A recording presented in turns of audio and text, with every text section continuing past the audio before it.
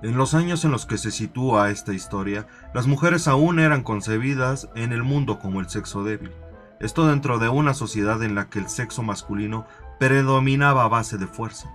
Las mujeres ocupan actualmente lugares que hasta hace algunos años se consideraban representativos o de desempeño exclusivo de los hombres.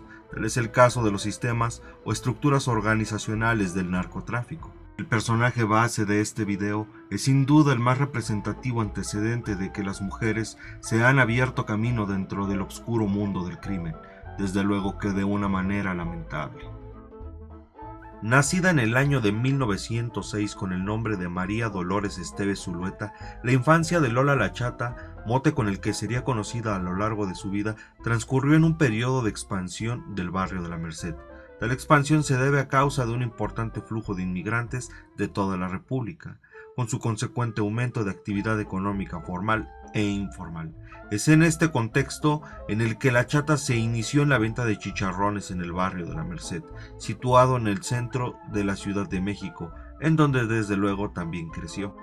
En el puesto de la madre de Esteves, ubicado en el mercado de la Merced, originalmente se comerciaban chicharrones y café, pero pronto se comenzó a incluir marihuana y morfina como mercancía. De esta manera se dieron los primeros pasos de la joven Dolores de entonces 13 años como mula dedicada al narcomenudeo en calles de la ciudad, cuyo producto iba oculto en las canastas y cuyo contenido era de fácil identificación para los consumidores.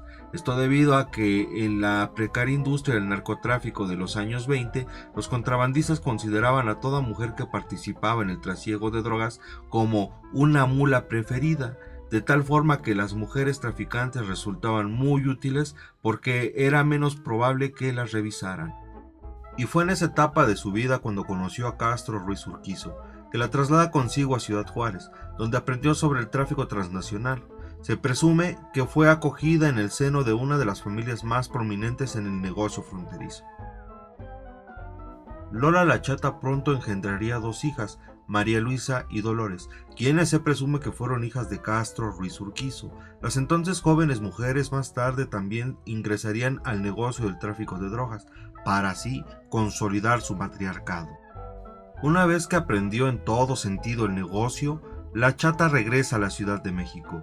Esteves continuó con la tradición familiar de abrir un puesto de comida en la Merced, un expendio encubierto para disfrazar de una manera legítima sus importantes negocios de marihuana, morfina y heroína. Esto en la década de 1920.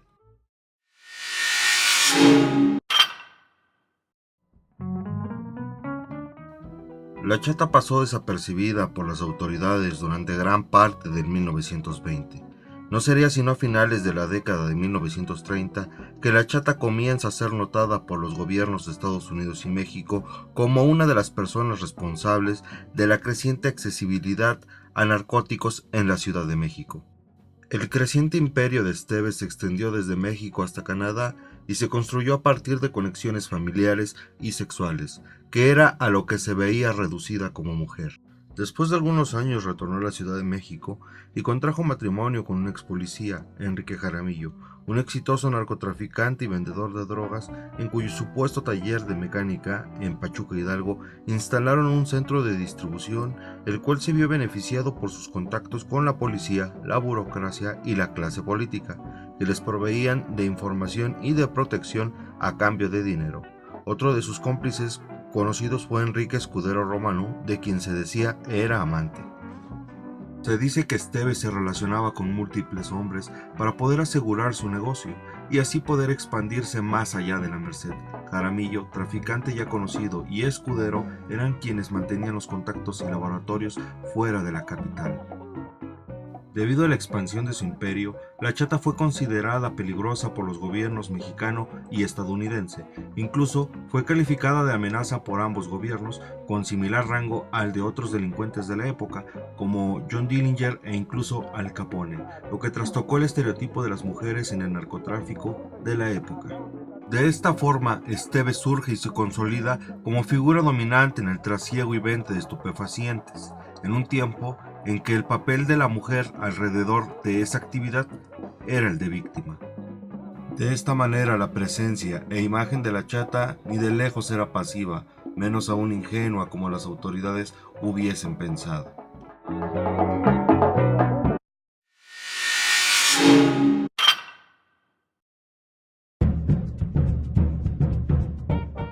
El jefe del Departamento de Salubridad Pública del gobierno de Lázaro Cárdenas, el doctor en psiquiatría Leopoldo Salazar Viniegra, comenzó una campaña a finales de la década de los 30 para desmitificar a la marihuana, con el objeto de dejar de perseguir a los adictos como criminales para tratarlos como necesitados de un tratamiento médico.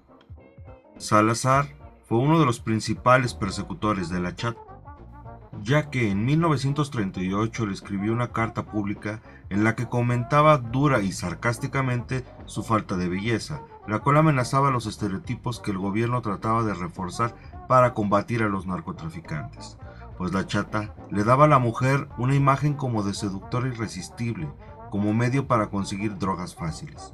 Sin embargo, en la misma carta reconocía irónicamente la habilidad de Esteves de conocer a sus clientes y sus necesidades, de extender sus sobornos y su red de poder hasta las cúpulas más altas del país.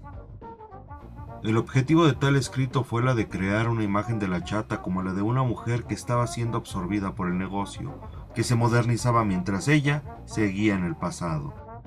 Lola la Chata fue arrestada alrededor de 7 veces, de 1934 a 1945, de tal manera que fue huésped de los más legendarios presidios como Lecumberri, la cárcel de mujeres o las Islas Marías.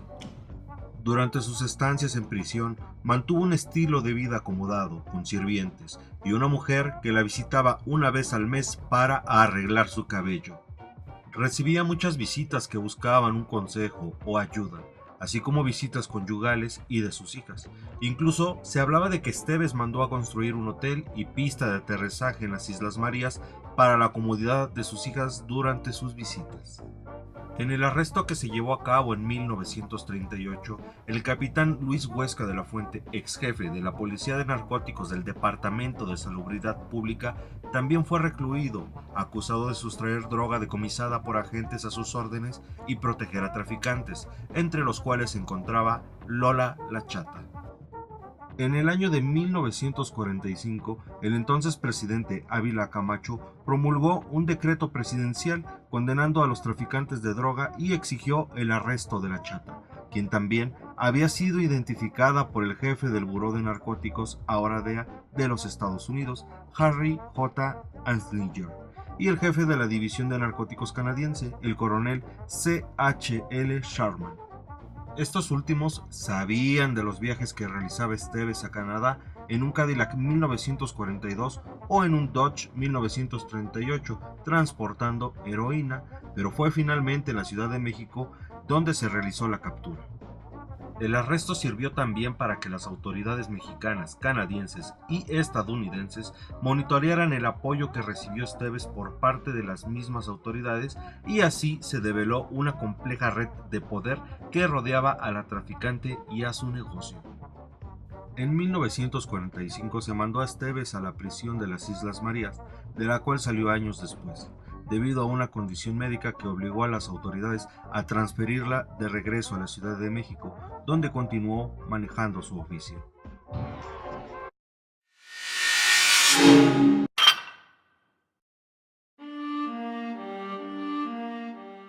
En el año de 1957 se realizó el último arresto de Lola la Chata.